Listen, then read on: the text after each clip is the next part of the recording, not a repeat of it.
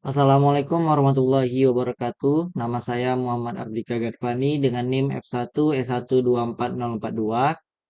Kali ini saya akan membahas mengenai sistem informasi manajemen dengan fokus utama yaitu sistem pengambilan keputusan. Baiklah, yang pertama yaitu sistem pengambilan keputusan atau bisa disingkat dengan SPK atau Decision Support System. Adalah suatu sistem informasi untuk membantu manajer level menengah untuk proses pengambilan keputusan setengah terstruktur, supaya lebih efektif dengan menggunakan model-model analitis dan data yang tersedia. SPK ada yang berbasis web. SPK yang berbasis web mengakses basis data perusahaan dengan menggunakan model-model analitik yang dibutuhkan, dan juga mendukung pengambilan keputusan pelanggan untuk menentukan produk yang dibeli. Itu disebut dengan Customer Decision Support System. Selanjutnya ada yang namanya SPKG, yaitu Sistem Penunjang Keputusan Grup.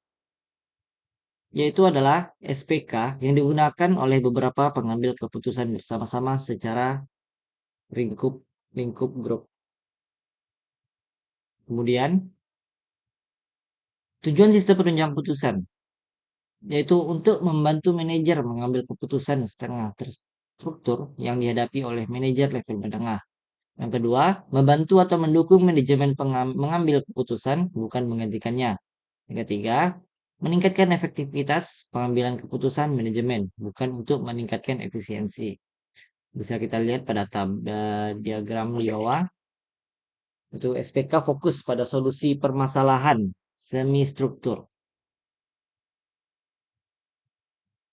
Baiklah, selanjutnya komponen-komponen sistem penunjang keputusan. Yang pertama, ada dialog manajemen, yang kedua model manajemen, dan tiga data manajemen. Nah, selanjutnya ada perbedaan sistem penunjang keputusan dan SIM. Pada SPK dan juga SIM, itu memiliki dukungan keputusan dan dukungan informasi yang berbeda.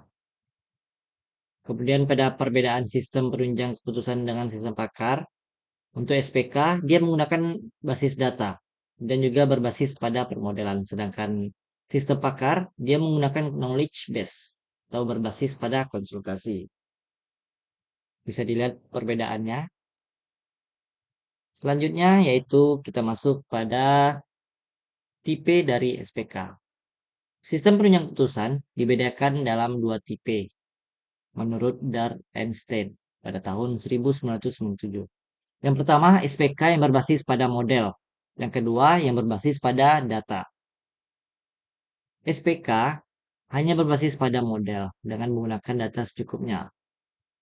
SPK selain berbasis pada model juga mengandalkan basis data yang besar.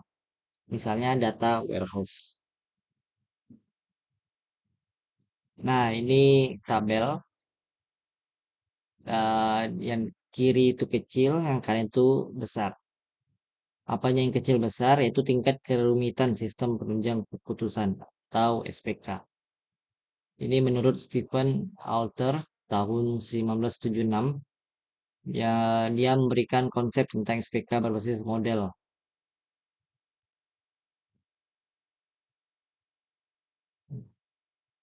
Tipe DDS menurut Stephen L. Alter tahun 1976. Seperti pada tabel tersebut dan juga SPK yang memberikan alternatif pemecahan masalah. Dia akan menjadi lebih optimal ya. Selanjutnya, sistem informasi eksekutif. Sistem informasi eksekutif atau SIE atau juga Executive Information System, yaitu sistem informasi yang digunakan oleh manajer tingkat atas untuk membantu pemecahan masalah yang tidak terstruktur. Nah, ada beberapa perbedaan antara SIE dengan SPK. Jika SIE, dia berada di level atas, digunakan oleh manajer atas, dan juga untuk keputusan tidak terstruktur. Jika SPK berada di level menengah, digunakan oleh manajer menengah, dan untuk keputusan semi terstruktur. Untuk SIE, sistem informasi eksekutif ini digunakan untuk permasalahan dan perumusan yang strategik, kurang menggunakan model-model analitikal, dan banyak menggunakan data eksternal. Sedangkan SPK, dia untuk membantu permasalahan yang tertentu, dan juga lebih menggunakan model analitikal, dan juga lebih banyak menggunakan data internal. Kebalikannya berarti ya. Kemudian ada karakteristik dari SIA tersebut, yaitu dirancang untuk eksekutif puncak, menggunakan data internal dan eksternal, untuk pemecahan tidak terstruktur, untuk membantu perencanaan dan perumusan strategik, digunakan secara online oleh eksekutif, mempunyai kemampuan untuk mengambil dan menyaring data, mempunyai kemampuan untuk mengambil dan menggali data sampai ke data terkecil, harus mudah digunakan, dan menggunakan teks, grafik, dan tabel yang mudah dipahami atau dicerna. Nah, isu terbarunya yaitu adalah menggabungkan SEA dengan konsep balance scorecard oleh Kaplan dan Norton pada tahun 1996. Konsep tersebut menggunakan 4 perspektif, 4 pandangan untuk mengukur keberhasilan perusahaan. Apa aja 4 tersebut? 4 pandangan tersebut yaitu pandangan proses bisnis internal dengan pandangan eksternal, dan juga pandangan keuangan dengan pandangan pertumbuhan dan pembelajaran.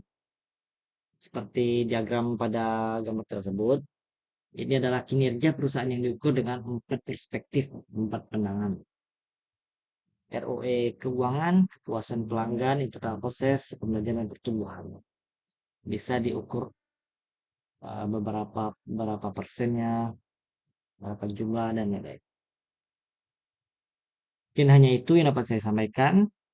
Saya Muhammad Atik Gagarpani pamit undur diri. Assalamualaikum warahmatullahi wabarakatuh.